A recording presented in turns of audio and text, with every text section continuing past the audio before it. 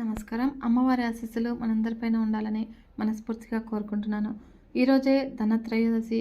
దీన్నే ధన్‌తెరస్ అని కూడా అంటారు. మరి ఈ రోజునే ధన్వంతరి జయంతి కూడా జరుపుకుంటూ ఉంటాము. ఈ రోజున లక్ష్మీదేవిని, కుబేరుని పూజించడము మన ఆనవాయితీగా వస్తుంది. హిందూ సంప్రదాయంలో దీపావళికి ముందు వచ్చే ఈ ధనత్రయోదశికి ఒక ప్రత్యేకమైన స్థానం ఉంది. దీన్నే ధన్‌తెరస్ అని కూడా పిలుస్తారు. ఆశ్వయుజ మాసము కృష్ణపక్షంలోని త్రయోదశి తిథి నాడు ధనత్రయోదశి పండుగను ఎంతో ఘనంగా నిర్వహిస్తారు. అయితే ఈ సంవత్సరము ధనత్రయోదశి తిథి అక్టోబర్ 29వ తేదీ మంగళవారం వచ్చింది. అయితే ఈ మంగళవారం అంటే లక్ష్మీదేవికి ఎంతో ప్రీతికరమైన ఈ ధనత్రయోదశి తిథి రోజున చాలామంది ఇంట్లో లక్ష్మీదేవి పూజను చేస్తారు. అలాగే సాయంత్రము ఇంటి గుమ్మం ముందు బలిదీపం వెలిగిస్తూ ఉంటారు.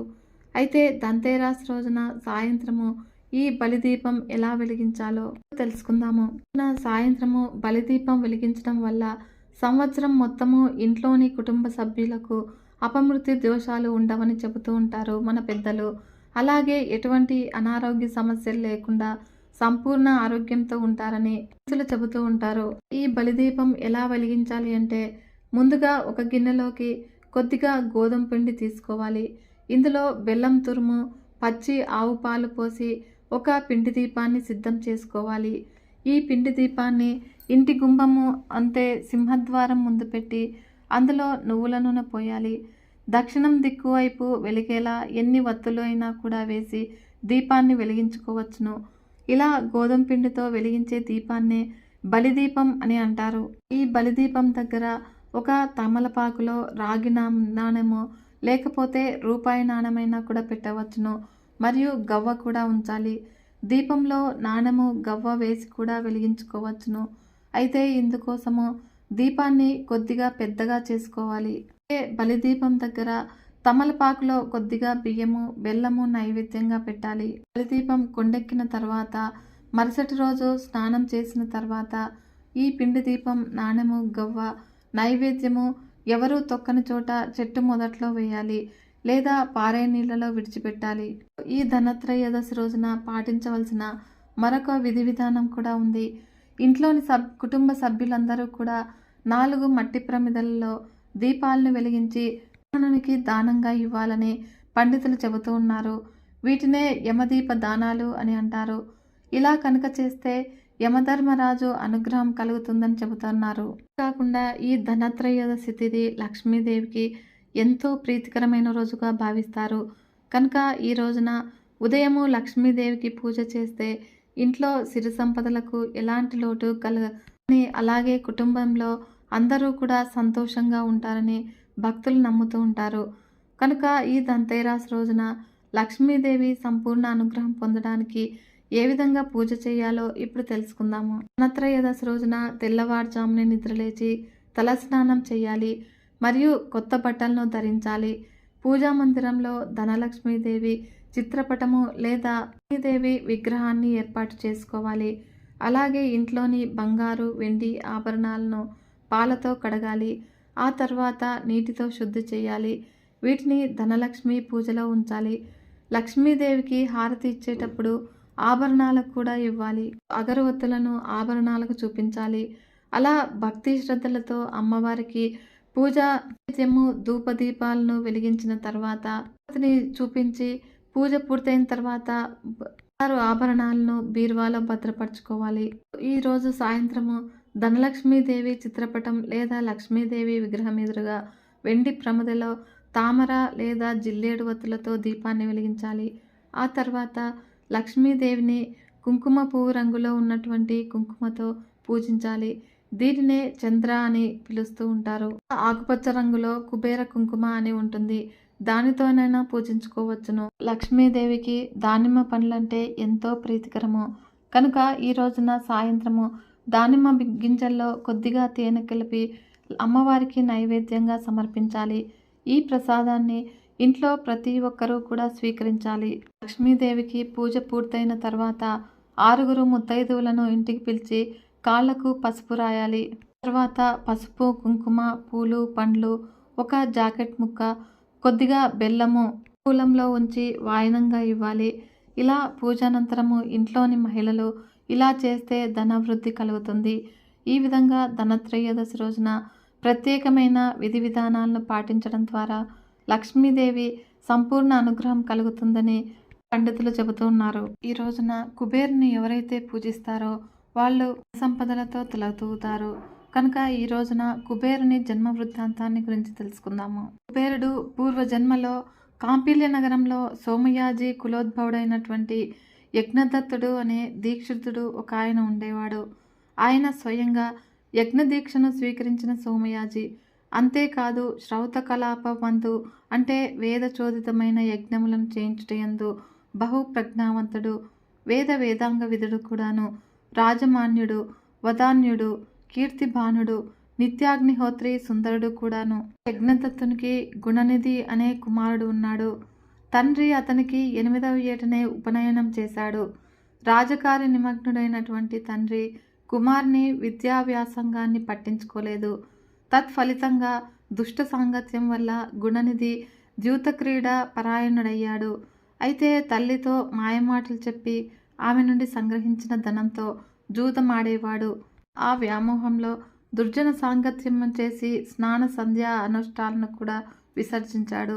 అయితే అంతమాత్రమే కాదు, నీచ సాంగత్యం వలన కలిగిన తుచ్చ సంసారంతో వేదశాస్త్ర దేవబ్రహ్మణ నిందితుడు కూడా అయ్యాడు. స్మృతి విహిత ధర్మాలను విడిచి నిరంతరము కూడా గీతవాద్య గోష్ఠులతో కాలం వెళ్ళబుచ్చుతూ వేషాలోలుడైనాడు. నటులు, పాషండులు, బండుడు అతని స్నేహితులు. అయితే తండ్రి రాజకార్యాల్లోనూ గృహకృత్యములలోనూ నిమగ్నుడై ఉండి ఎప్పుడైనా తీరిక సమయాల్లో భార్యతో, ఓసి ఇంటిదానా, నీ కుమారుడు ఎక్కడ, ఇంట్లో కనిపించటం లేదు అని ప్రశ్నించిన ప్రతిసారి కూడా ఇప్పటి వరకు పాఠం చదువుకొని ఇప్పుడే స్నేహితులొస్తే వారితో కలిసి బయటకు వెళ్ళాడు అని సమాధానం చెప్పి పుత్రప్రేమతో గుణనిధి తప్పుడు ప్రవర్తనను కప్పిపెట్టేది అతని తల్లి. ఇంట్లో మాత్రము తండ్రి లేనప్పుడు కుమారుని లాలించి హితోక్తులు చెప్పేది. గుణనిధికి 16 సంవత్సరాల ప్రాయం వచ్చేసరికి తండ్రి స్నాతక సంస్కారాదులను జరిపి గృహ్య సూక్తోత్తర విధానంగా వివాహం జరిపించాడు.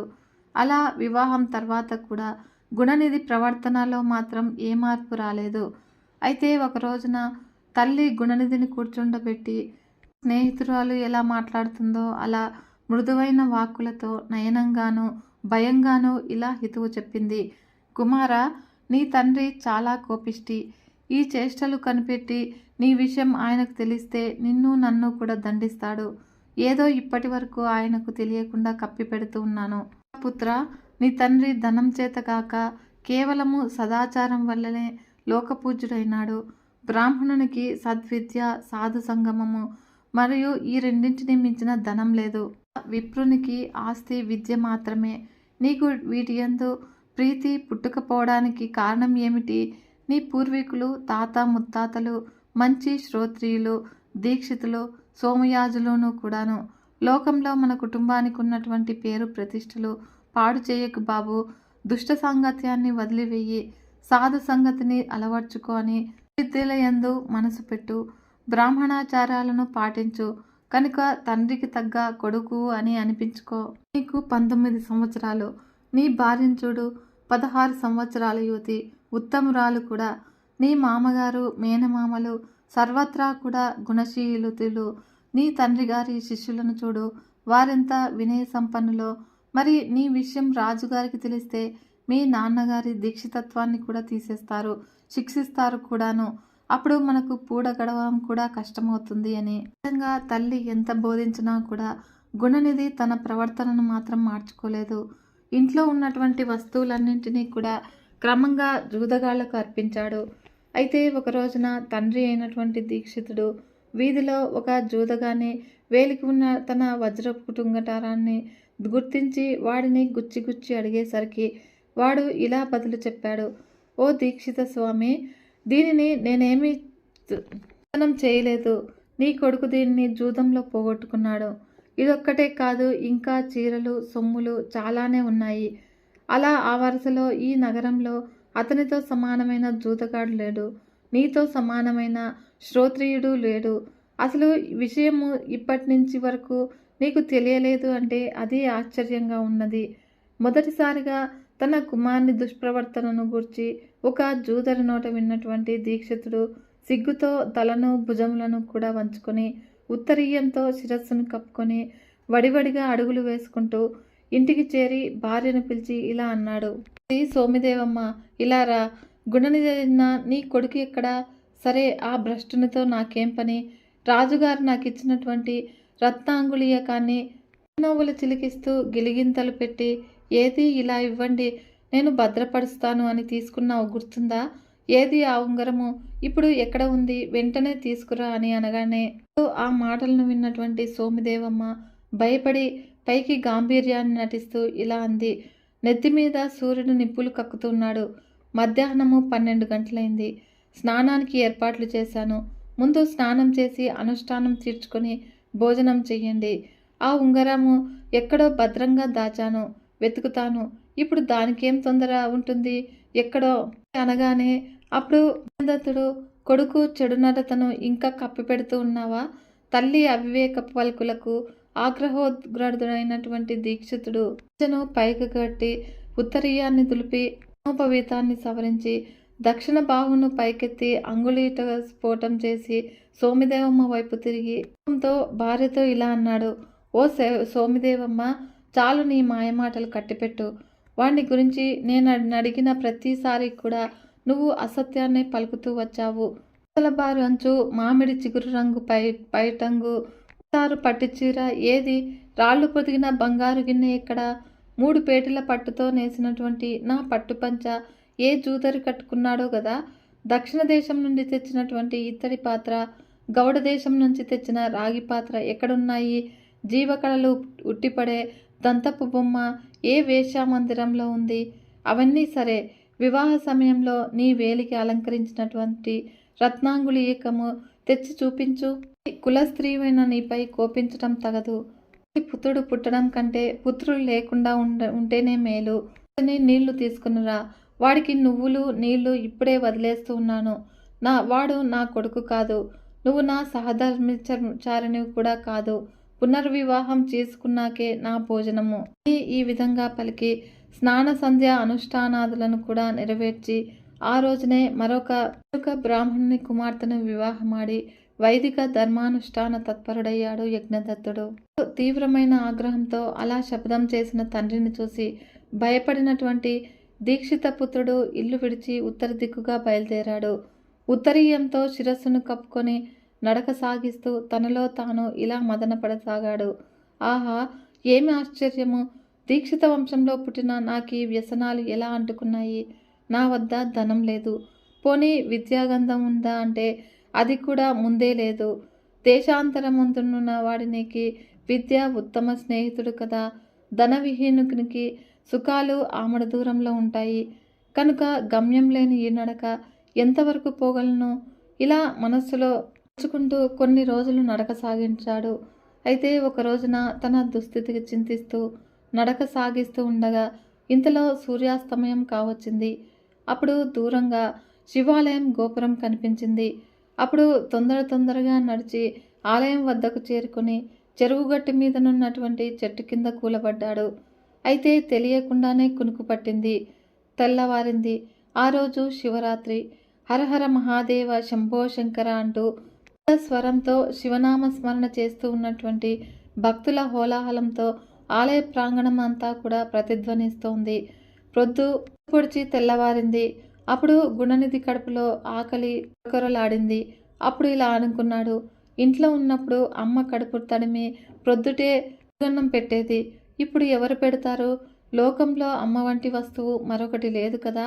ఇలా అమ్మ చేసినటువంటి ఉపచారాలను స్మరించుకుంటూ తన వంటి సోమరిపోతులు లోకంలో సుఖంగా బ్రతకకుండా ఆకలిని సృష్టించినటువంటి బ్రహ్మ అపచారాన్ని నిందిస్తూ క్షుద్బాధ నివారణోపాయాలను కళ్ళు మూసుకొని తదేక ధ్యానంతో చింతిస్తూ ఉండగా అప్పుడు నానావిధ రుచికర పదార్థాలన్నీ కూడా గుమగుమ వాసనలు గుణనిధి ముక్కులకు సోకాయి. అప్పుడు కళ్ళు తెరిచి చూసేసరికి ఒక పరమ మహేశ్వరాచార సంపన్నుడు వాళ్ళతోనూ పరిచారికలతోనూ కలిసి అనేక మధుర భక్ష్యాలను శివనైవేద్యం నిమిత్తము తీసుకుని వెళుతూ కనిపించాడు. తరువాత నివేదన అనంతరము శివభక్తులు నిద్రించగానే ఆ వంటకాలను పరిగ్రహించవచ్చు కదా అని ఆశించి శివాలయ గర్భగుడి ద్వారం వద్దకు భక్తునిలాగా శివనామ స్మరణ చేస్తూ అయ్యే వరకు చూస్తూ కూర్చున్నాడు. వివిధ గీతాలతో శివుని ఆరాధించి మహా నివేదన అనంతరము భక్తులందరూ కూడా అలసిపోయి నిద్రపోయారు.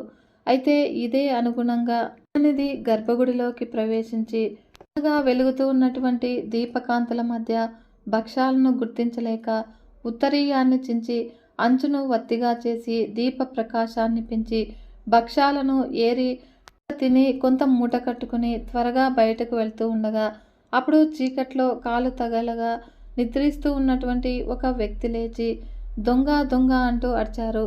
అలా ఆ అరుపుకు అందరూ కూడా లేచి అతన్ని పట్టుకుని గట్టిగా తన్నారు. ఆ దెబ్బలకు తాళలేక ప్రాణాలను విడిచాడు దీక్షిత పుత్రుడైనటువంటి గుణనిధి. అతన్ని యమలోకానికి తీసుకుని వెళ్లే నిమిత్తము ముద్గరపాండ్లై యమపటులు అక్కడికి వచ్చారు. అయితే ఇంతలో చిరుగంటలు చేతిలో త్రిశూలము శివగణాలు అక్కడ సాక్షాత్కరించారు. అప్పుడు వర్ణాశ్రమాచార ధర్మాలను తప్పి సంచరించినటువంటి పుణ్యపాప వివక్షలేని ఈ మూర్ఖుడు యమదండనకు అర్హుడు అంటూ యమభటులు వాదించారు. అయితే దానికి ప్రత్యుత్తరంగా శివదూతలు ఇలా బదులు చెప్పారు. యమకింకర్లారా, సూక్ష్మమైనటువంటి శివధర్మాలను వివరిస్తాము వినండి. ఈతడు శివరాత్రి నాడు ఉపవాసం ఉండి జాగరణ కూడా చేశాడు. ఇలా శివనామ స్మరణ చేస్తూ శివపూజను కళ్ళారా కూడా చూశాడు. దీపాన్ని కూడా వెలిగించాడు మరియు శివప్రసాదాన్ని తిన్నాడు. ఈ కార్యాలన్నింటినీ కూడా ఆచరించిన వాడైన శివ సాయుధ్యలోకాన్ని పొందగలడు. ఇతడు కొంతకాలంగా శివలోకంలో ఉండి ఆపై పుణ్యఫలంచే కళింగరాజుగా జన్మిస్తాడు పొండి. ఈ విషయాన్ని మీ ఏలికకు వివరించండి అనగానే ఆ మాటలకు చెప్పలేక యమదూతలు అక్కడి నుంచి వెళ్ళి యమునికి విన్నవించగా యముడిలా అన్నాడు. ఓ భట్లారా, మీరు శివభక్తుల జోలికి వెళ్ళకండి. విభూతితో త్రిపుండ్రాలను ధరించినటువంటి వారిని, శరీరమంతా భస్మం పూసుకున్న వారిని, రుద్రాక్ష జటాదారులను, శివవేషధారులను మీరు యమలోకానికి తీసుకుని రాకండి. శివభక్తి మహిమ అని సూతుడు మునులకు ఇలా చెప్పడం సాగించాడు. శివలోక ప్రాప్తిని పొందాడు గుణనిధి. అక్కడ శివగణాలతో కలిసి శివపార్వతులను చక్కగా సేవించి కొంతకాలం తర్వాత ఆరిందముడు అనే పేరు గల కళింగరాజుకు కుమారుడే జన్మించాడు. అతని పేరు దముడు. పూర్వజన్మ సంస్కారం చేత బాల్యం నుండే శివభక్తి అలవడింది. అప్పుడు అతను రాజ్యాధికారాన్ని పొందగలిగానే రాజ్యం అంతటా కూడా శివధర్మాలను ప్రచారం చేసి అనేక నూతన శివాలయాలను నిర్మించాడు. వాటిలో నిత్య ధూపద్వీప నైవేద్యాలను తగినట్లుగా ఏర్పాటు చేశాడు. ఆ విధంగా బ్రతికున్నంత వరకు కూడా శివభక్తి తత్పరుడై పూర్ణ జీవితాన్ని అనుభవించిన దముడు మరణానంతరము రత్నదీపకాంతులకు నిలయమైనటువంటి అలకా నగరానికి ప్రభువై కుబేర నామంతో దిక్పాలకుడయ్యాడు. చెప్పి సూతుడు ఇలా అంటున్నాడు. మునులారా, కుబేరునికి శివునితో మైత్రి ఎలా కలిగిందో ఆ వృత్తాంతాన్ని చెబుతున్నాను, భక్తిగా వినండి అని. పూర్వము పాద్మకల్పంలో బ్రహ్మమానస పుత్రుడైనటువంటి పులస్త్యునకు విశ్రవసుడు అనే కుమారుడు కలిగాడు. అతనికి వైశ్రవణుడు అంటే కుబేరుడు అని పేరు. తన తపస్సుచే శివుని మెప్పించి విశ్వకర్మ నిర్మితమైన అలకాపురికి రాజై దానిని పరిపాలించాడు. పాద్మకల్పం గతించి మేఘవాహన కల్పం రాగా యజ్ఞదత్తుని కుమారుడైనటువంటి గుణనిధి కుబేరుడై అలకా అధిపతి అయ్యాడు. అలా పూర్వజన్మ సంస్కారంచే శివభక్తి ప్రభావాన్ని ఎరిగినటువంటి కుబేరుడు కాశీనగరాన్ని చేరుకొని అచంచలమైన భక్తితో శివుని గూర్చి తపస్సు చేశాడు. అలా అతని తపశ్చర్యకు ప్రీతిపాత్రుడైనటువంటి విశ్వేశ్వరుడు విశాలాక్షితో పాటు సాక్షాత్కరించాడు. తపోధనుడైనటువంటి కుబేరుడు కళ్ళు తెరిచి ఎదురుగా సహస్రకోటి రవిప్రభాభాసపైనటువంటి ఆది దంపతులను చూసి ఆ తేజస్సును చూడలేక వెంటనే కనులు మూసుకుని ఇలా ప్రార్థించాడు.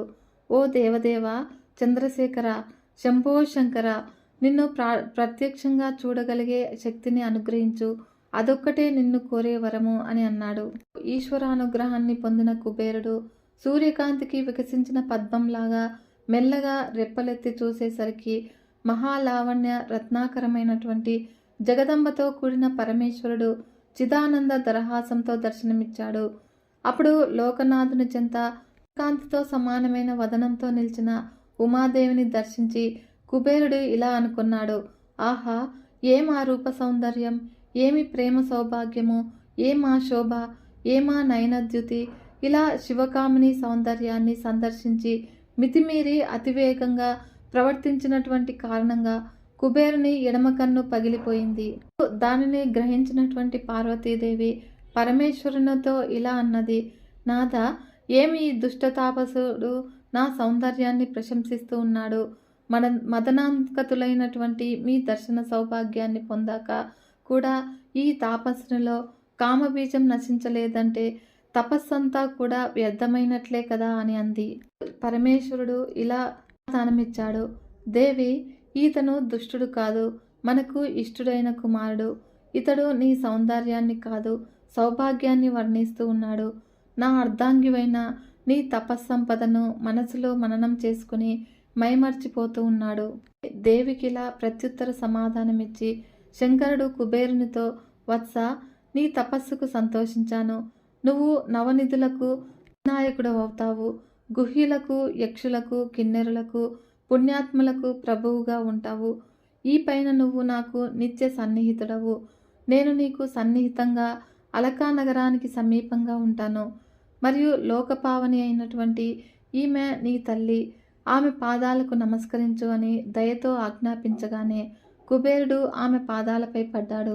సుప్రసన్న మనస్కురాలైనటువంటి ఆ తల్లి కుబేరునితో, వత్స, నిరంతరము నీకు మాయందు భక్తి వర్ధిల్లునుగాక. ఈ పైన ఎర్రని ఒకే నేత్రం కలవాడు నవ్వుతావు. నాయందు ఈర్ష్యను పొందావు కనుక కుబేర నామంతో ప్రసిద్ధి పొందుతావు. అంటే కుత్సితమైన బుద్ధి కలవాడు అని అర్థము. ఇలా ఆ జగదంబ పలికింది. అలా కుబేరునికి వరాలిచ్చి అలకా నగర సమీపాన దంపతులు కైలాసాన్ని నివాసంగా చేసుకుని సుఖంగా ఉంటూ ఉన్నారు. పార్వతీ పరమేశ్వరుల అనుగ్రహంతో నవనిధులకు కూడా అధిపతి అయినాడు కుబేరుడు.